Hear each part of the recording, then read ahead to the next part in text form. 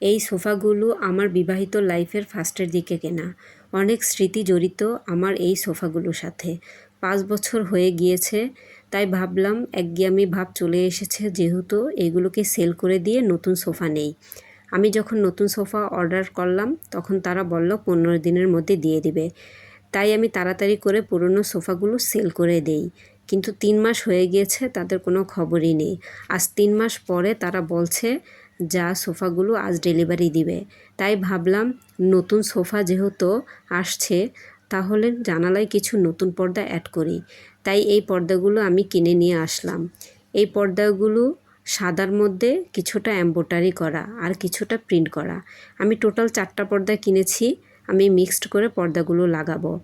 আমি সাদা আর পাতলা পর্দা সিলেক্ট করার কারণ হলো, যেহেতু প্রচুর গরম, তাই সাদা চোখের শান্তি লাগবে এবং রুমের মধ্যে পর্যাপ্ত আলো বাতাস প্রবেশ করতে পারবে। তখন রুমটাও শীতল লাগবে। বরকে বললাম আমাকে একটু হেল্প করে দাও। সে আমার কথাটা শুনে সে পর্দাগুলো লাগিয়ে দিল। আমার কাছে কিন্তু পর্দাগুলো খুব বেশি ভালো লাগছে। আপনাদের কাছে কেমন লাগছে জানাবেন। আর পর্দাগুলো যখন বাতাসে ধুল খাচ্ছিল তখন আরও বেশি ভালো লাগছিল।